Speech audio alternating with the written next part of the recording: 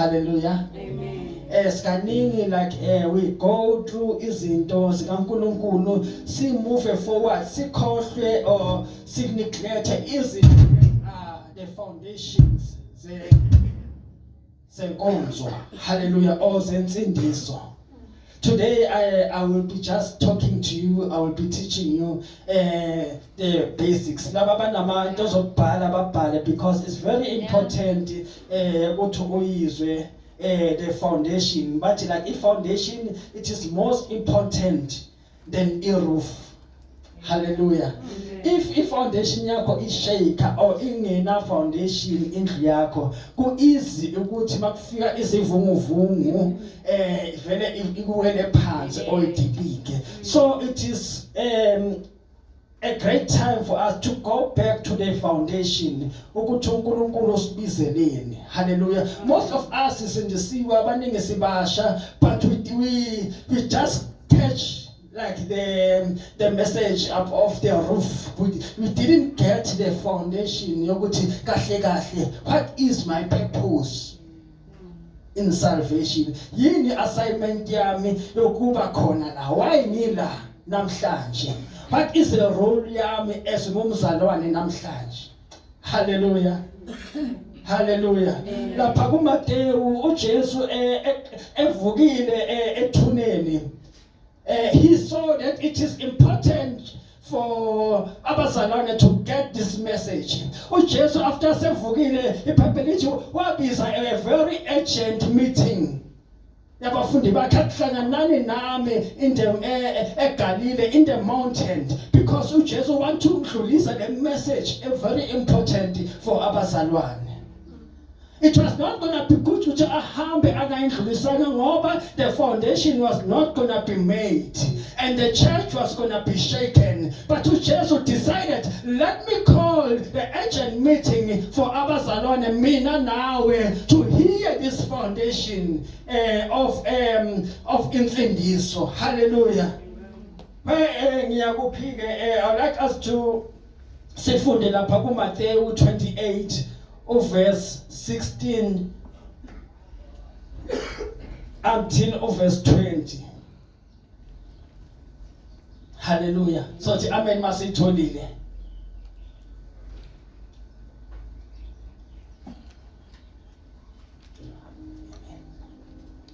So the amen masitholile. Sisaphenya phenya. Eyiwana the amen. Bonisana sesibili sithi amen, abayithu bayitholile, abanye sisaphenya phenya. Matthew 28 verse 16 until 20. Cela ukubona abanye abayitholile, siyitholile. Hallelujah. Cela nje okwazi ukufunda mama Silela,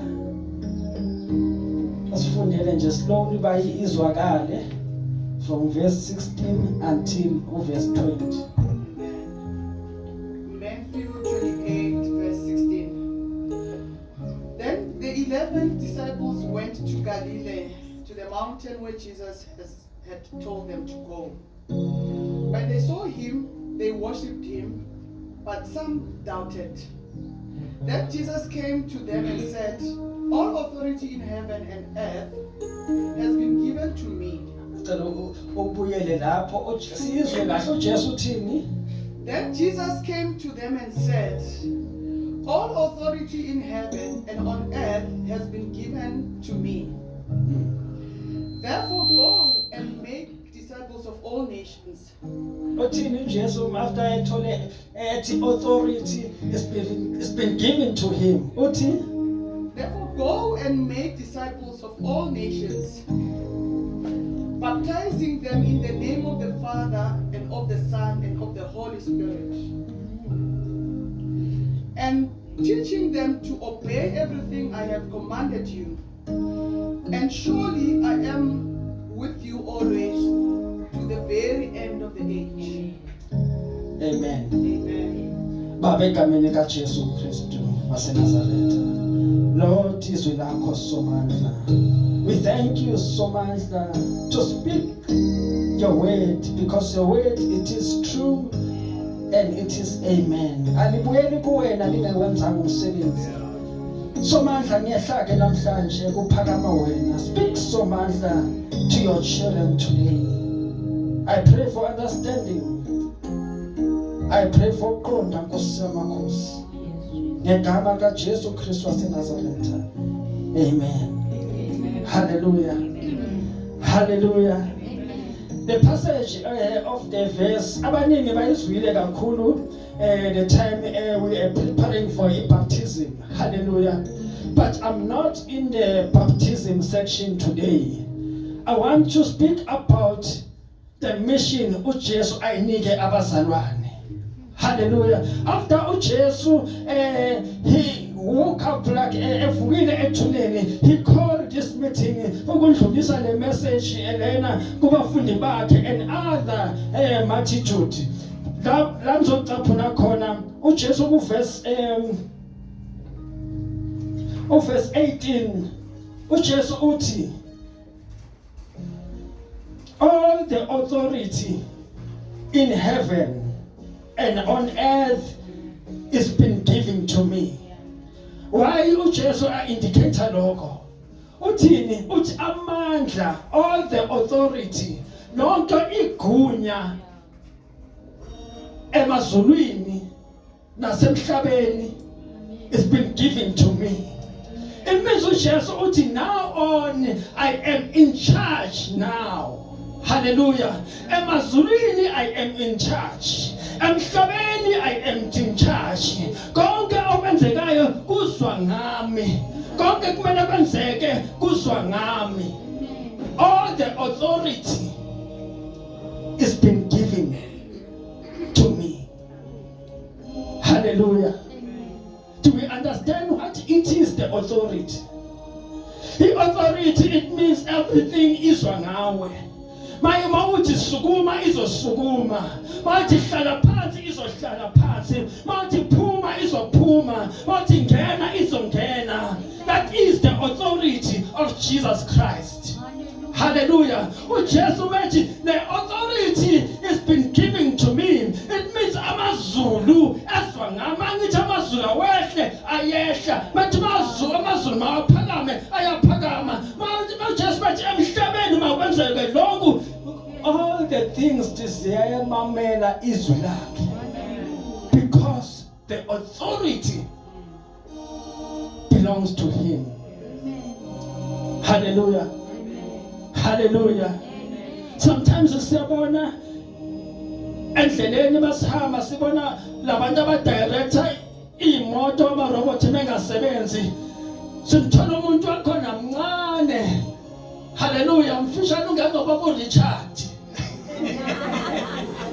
Simthola mina controller lapha traffic.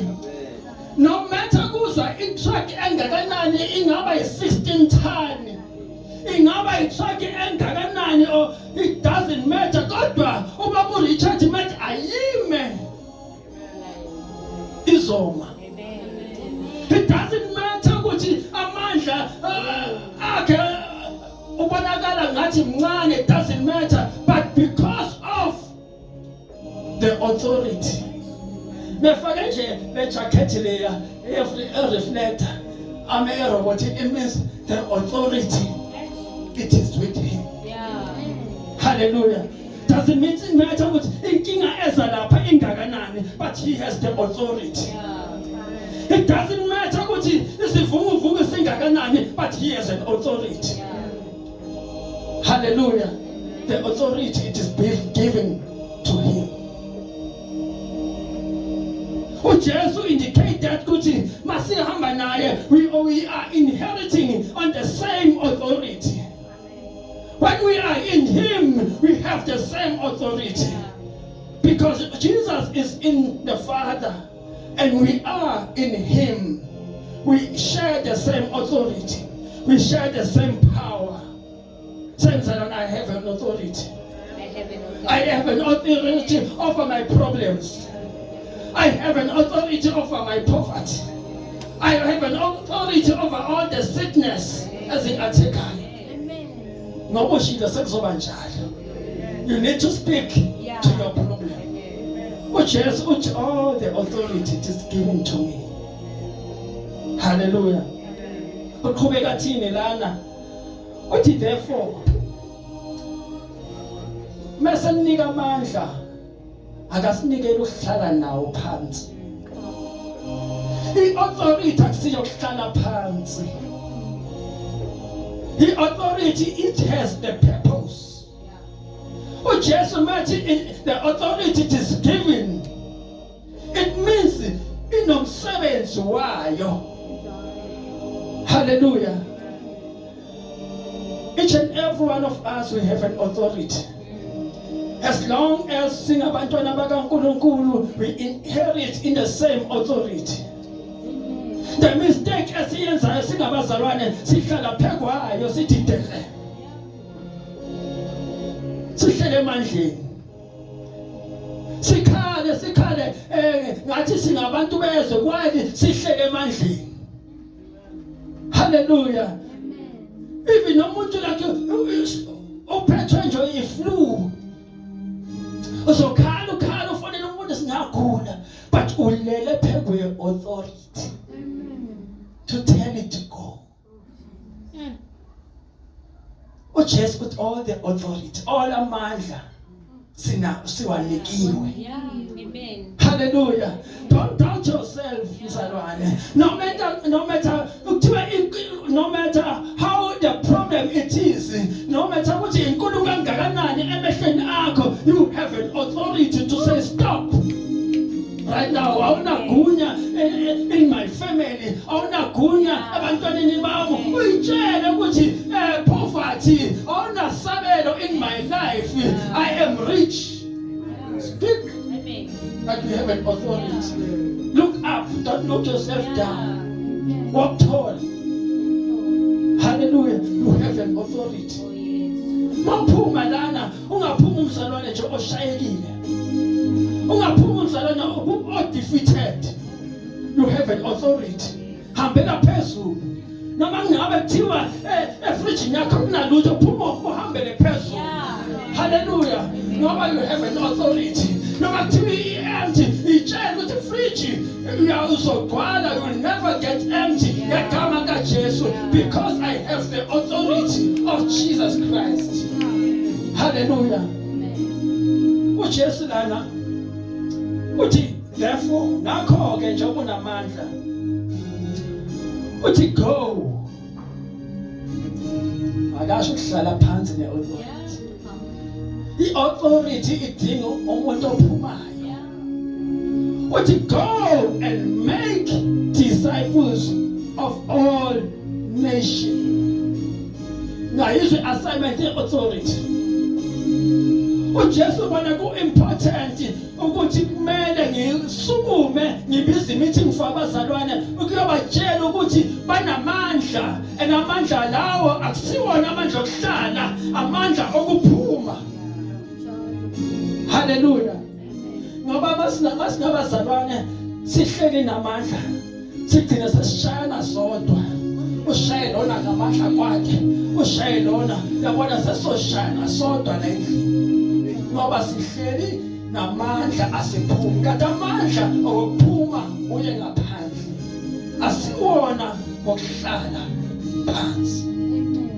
Hallelujah. I like uJesu lana indicate ukuthi namandla akawanikanga umfundisi, akawanikanga any special person. Hallelujah. Ubize wonke umuntu, what all the authority it is given to me, then go. Akabizanga igama lomuntu. Omunye umuntu angathi mina le nto lena angibizelwanga yona, le nto lena inzima kimi, mina musi angikwazi ukukhuluma, mina angazi iBhayibheli, musi mina ngisindiswa nje izolo. uJesu uthi go, because the authority it is given to you. Hallelujah. Hallelujah. I remember Moses maybe uNkulunkulu ukuthi aphume ayokhulula abantwana bakaIsrayeli. uMoses waqala wasibheka yena, wabheka his weakness, wabheka izinto angakhona ukuzenza. Kanti uNkulunkulu akafuni sibheke isamehlo ethu to our own weakness. uNkulunkulu ufuna sibheke kuyena because the power it is given to him. If we have him, we have the power. If we have him, we have the authority. Don't look at yourself. Don't look at your weakness. Don't look at your education. Don't look at your bank balance. But uNkulunkulu said, go. Hallelujah. Hallelujah. Amen. This is an assignment. uNkulunkulu asinike yona. But unika bani? I like just to go back, a step back. Near Matthew chapter 4, verse 19. This is a great invitation. A great invitation where Jesus is calling us.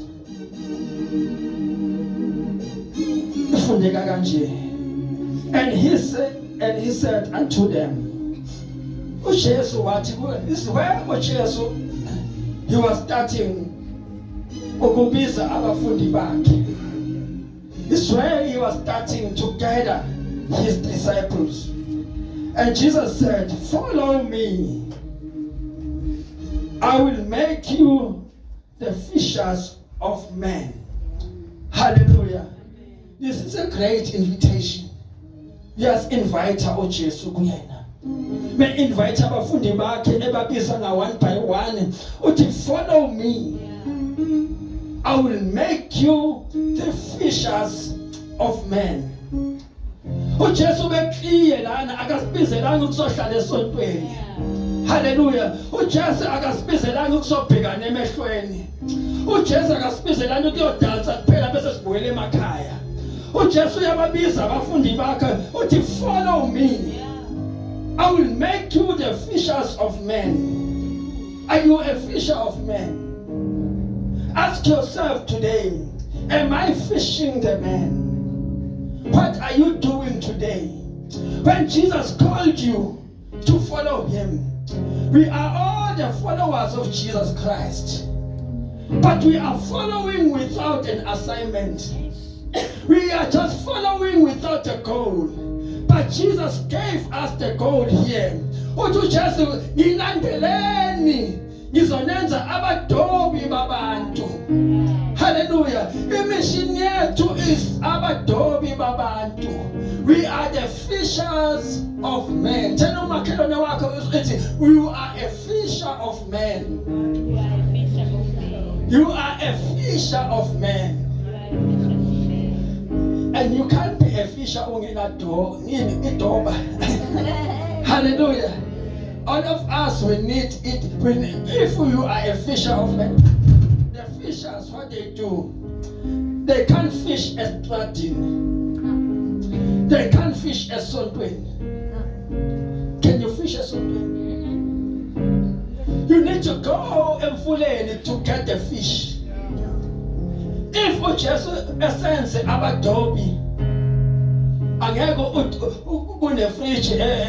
kune-fish efrijini yakho bese uthatha idoba uvula ifriji udobe kuloko vele onako. Hallelujah. No. To get to expand our fish, to get more, you need to go out of your house. You need to go out there and fish. Amen. Hallelujah. Mawufisha omunye ufishi uyawubamba uthi sobambile uphunyuke. But awupheleli lapho ulokhu liphonsile idoba until ubamba. Hallelujah. Kanjalo nathi singabazalwane, we don't fish la enkonzweni. We don't come and fish sifishane sodwa. uJesu usinikile authority ukuthi we need to go out. The moment you phuma inkonzo, go out and fish. Amen. Go out to your family and opposite door. Go out to your friends and opposite door. Go out to your neighbors and opposite door.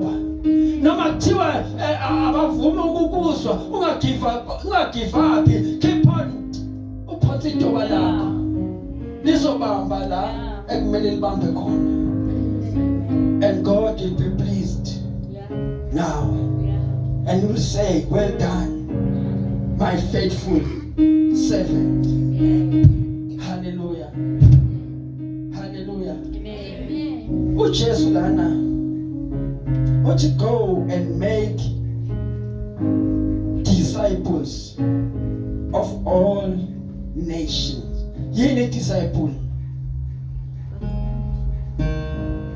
Buzo makheleni wakho mbuzo ukuthi yini disciple, bese uyangitshela ukuthi uthini. Abanye nje baqala ukulizwa legama elithi disciple.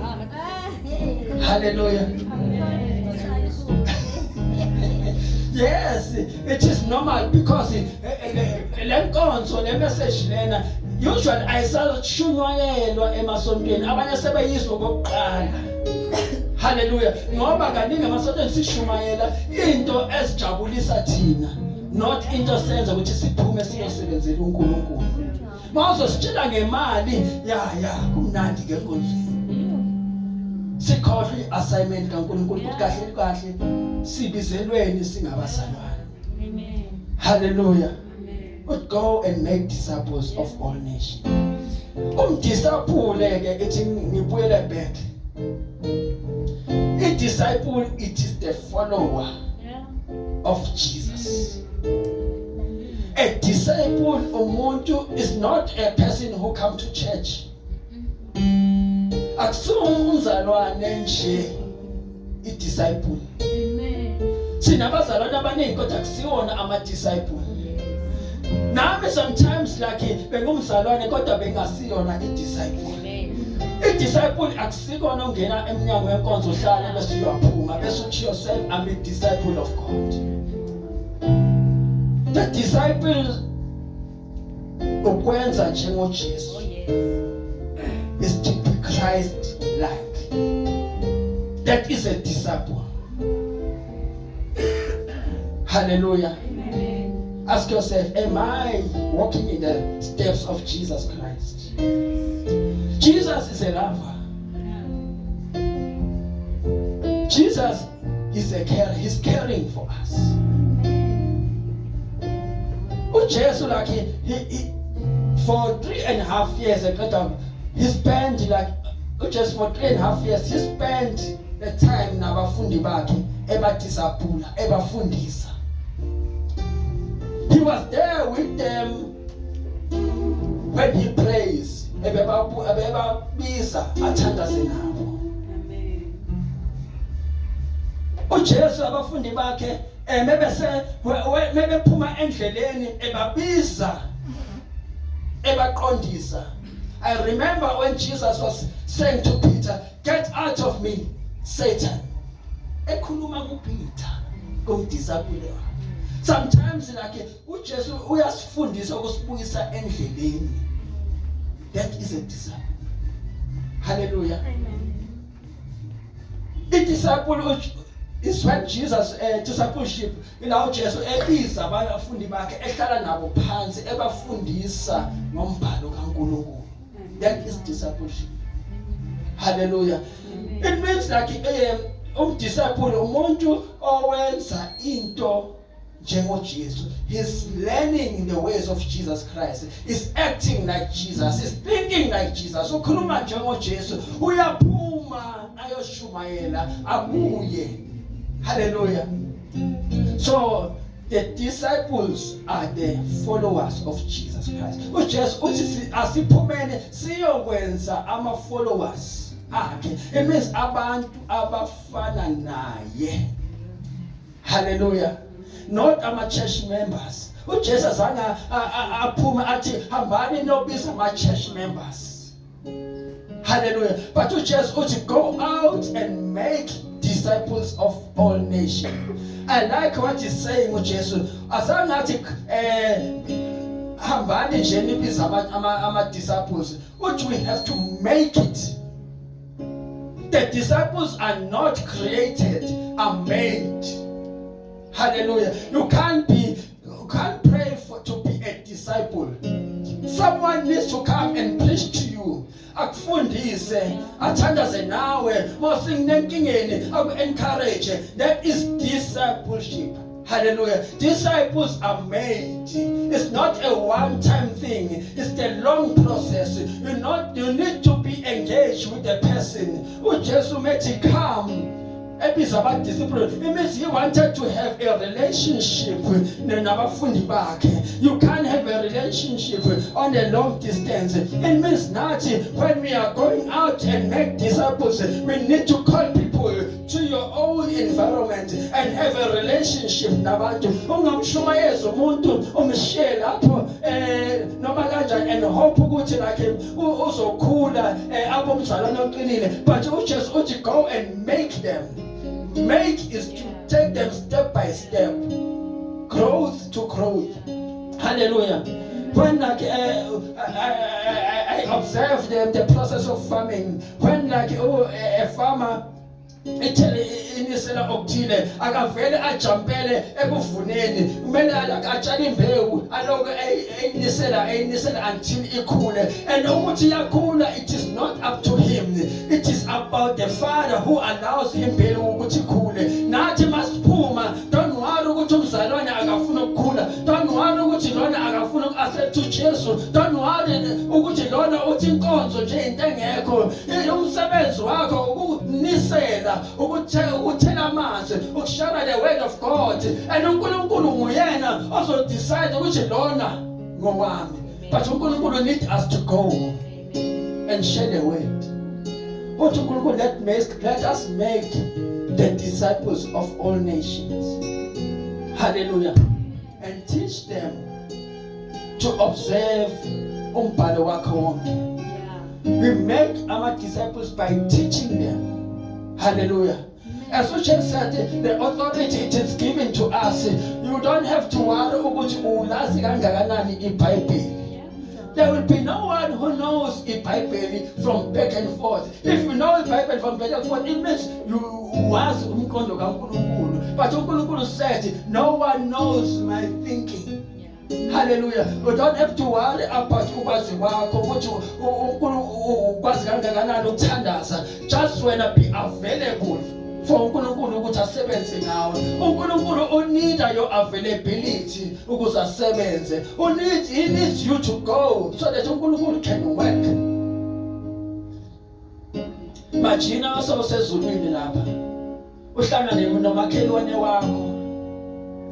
Akubuza ukuthi hawu ulana bongidlula nje awukazi umtshele ngoNkulunkulu. Bongidlula nje siphuze nawe itiye kodwa nje awukazi umtshele next. Abantu bayakhona ukukhuluma ngebhola for 3 hours, bakhuluma nje ngeChiefs and Pirates, bakhuluma nje ngama-show ase-TV bathi umbonile uMadlamini, umbonile ubanibani for 2 hours, but the moment ufaka izwi kaNkulunkulu bayathula. They can't say anything. But God trusts us to go. Our mission is to make amadisciples kaNkulunkulu. To come to church is not enough. To pray for yourself is not enough. The Great Commission, uJesu asinike yona, akasicela uJesu uthi go is a command for wonke umzalwane. A command, it means you have to listen and do it. No matter the cost, you have to do it. If it costs your time, you have to do it.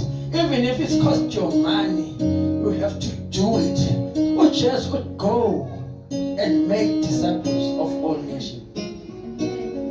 So it is gonna be up to us today. Do we follow His command? Some of us must phuma lana sizophuma siziyele endlini zethu sikhohle ukuthi uJesu uthini. Sibuye next week sikhohle ukuthi uJesu uthini. And expect the authority of Jesus to work in our lives. Asibuze mzalwane ukuthi what are you doing? Who are you impacting? Ubani omkhulisayo enkonzini njoba usindisiwe today uthandaza udansa ubani omkhulisayo who are omletha in the kingdom of God. Noma ngabe kuthiwa umntana omncane, you don't have to ukuthi ushumayele to the whole community. Just uJesu wabiza only, baqala ngokubiza one. So you don't have to go and stand there emakhoneni ushumele ngoJesu. Just sit with the one. Yeah. Concentrate to the one. Yeah. Uhlale naye phansi. Umfundise ukuthandaza. Umlalele maseyintingeni. Yeah. Uthandaze naye, encourage and walk with that person until akhula.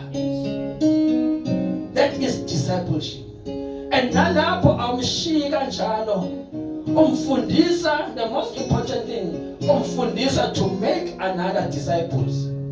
Lo muntu omdiscipulayo uyamfundisa to go also and do other disciples. It's not about the two of you. Wena masuwenzile umsebenzi wakho ngokumshumayeza weza kuJesu, mfundiseke nawe ukuthi kuyaphunywa phela. Go and make your own disciple. That is how the kingdom of God expands. That's how the kingdom of God expands. This is the message where usathane angayifuni kakhulu. But it is in the heart of God, and it was important for Jesus to call this meeting before he goes and say, Mzalwane wami, the authority it is been given to you. Amandla wanikiwe. Phuma. Go and yoshumayeza abantu. Go uye kulo makhelwane loya. Go uye kula mngani wami loya. Go uye kule colleague yami leya. Some of us, we are secret agents emsebenzini. Sishayela phansi. Abantu abazalwana abashayela phansi. Abazi nokuthi usindisiwe emsebenzini.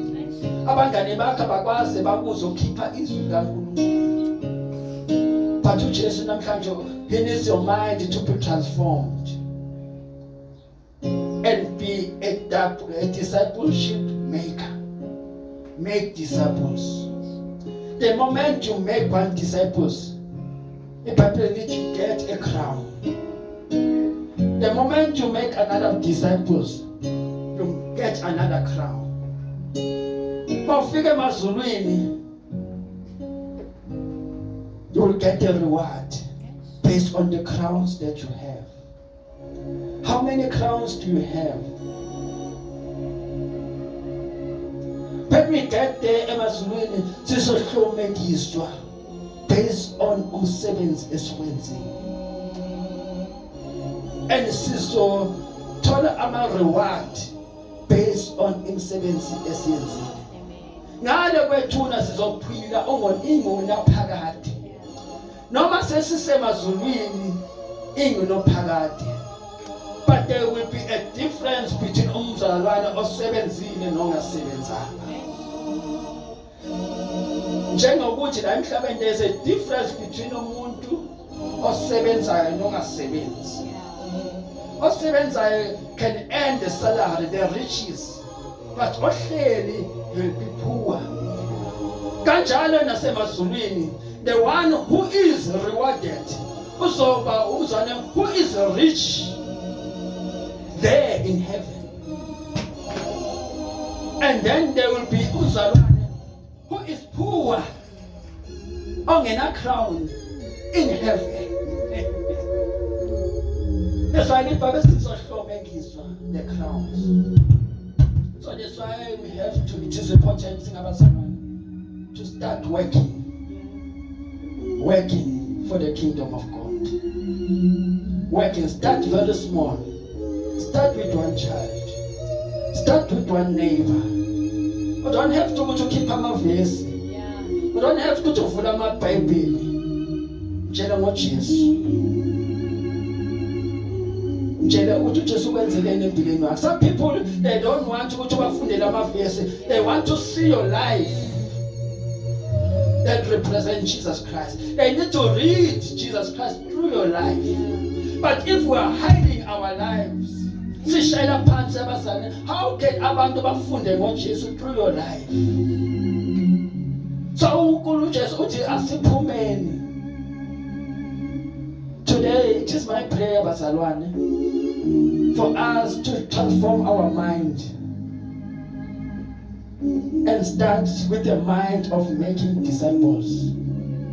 Abana ngabe kuthiwa we are making disciples every time. Ngabe ayitulo lana ngabe nje abanye bahle ngaphandle, they are just listening. But because we are sitting and not making disciples, we have empty chairs. It's not because Israel, it's because we are not going out. Hallelujah. I was observing also through a crusade, a revival, especially Eswenze Embali Mongwe. There are lots of people who responded on the word of God and they came to church in numbers. But after that they disappear one by one. What is the problem? It is a discipleship. Umuntu awumbizi uJesu umshiye kanjalo. Kumele umbambele phansi umfundise. And out of the church, in our own space, umfundise ukuze akhule akhule. Umuntu akavele akhule ezwini akareceive izwi namhlanje bese akhula abe umuntu omdala ezwini. Kumele aqale aphuze ibisi. Uphuza kanjani ibisi? Unida umama obaba ukona feed ibisi. Akhule kancane. Mephumeteleni ambuyise kancane. That is discipleship bazalwane. We need to be Christ-like. That's what Jesus was doing. So we need to follow him in his steps. Can you stand up?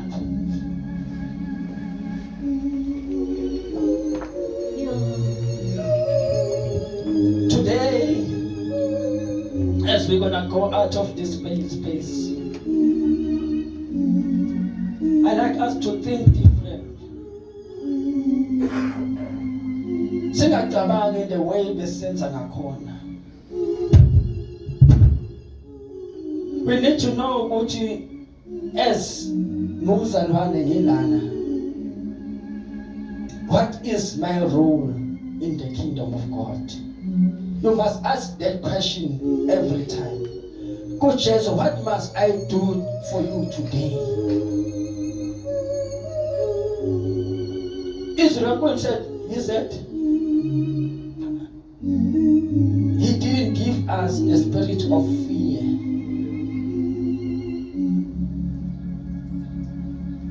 Umoya wokusaba has not been given to us, but the spirit of power.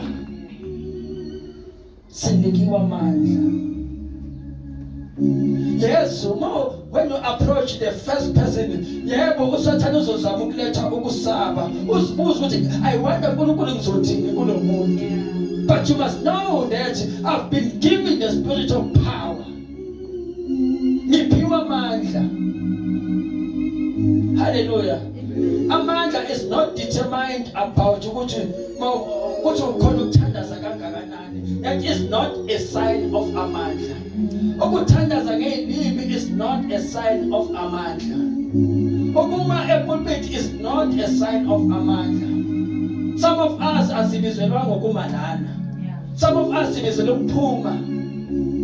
Hallelujah. To speak with the person one by one. Hallelujah. That is the command of Jesus Christ of Nazareth. As we go today, I want you to remember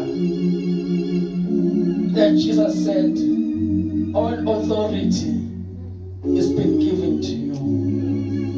Amandla unikiwe. Amandla unikiwe. Amandla unikiwe. Ungasibhekeli phansi mzalwane.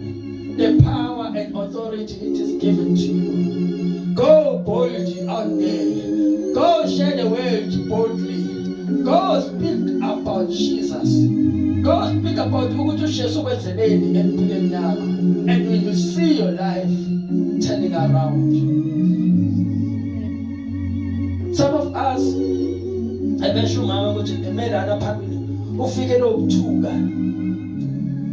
It's because you look at yourself. Usibheke wena. But when you are here, don't look at yourself. Look at God. God is giving you a mind. Don't doubt yourself. Hallelujah. Hallelujah. What Jesus said, I didn't call angizelanga laba abazi kakhulu. Angizelanga laba akwazi ukukhuluma. Angizelanga laba abazi kakhulu ngeBhayibheli. Ngizele laba abaphuzayo, ngizele laba abatshontshayo, ngizele laba abangazi lutho, ngizele laba abasibhekela phansi, ngizele nje wonke umuntu who has the witness so that I can strengthen them. Hallelujah. Jesus has been giving you the authority. When you stand up here, don't look down. Look up and say, I have authority. No one will judge you.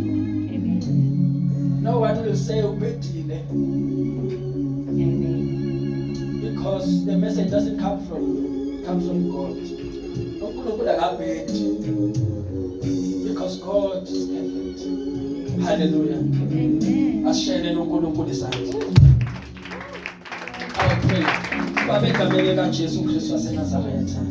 Lord, we thank you. Today, as you said, you made us so much the disciples. We thank you so much for giving us power. We thank you for giving us courage. We thank you for giving us strength. Fear on our portion in me, because I've been given the authority of Jesus Christ. As I'm gonna go out there and tell abantu about what you've done in my life, I thank you for that authority. Lord, I pray for courage. I pray for strength. In the name of Jesus Christ. Amen and amen. Hallelujah. Hallelujah. Hallelujah. Amen. Amen. Bazalwane, we came to the end of the service for today. Zocela nje uMamCharlie emuva azosivalela inkonzo namhlanje asibongele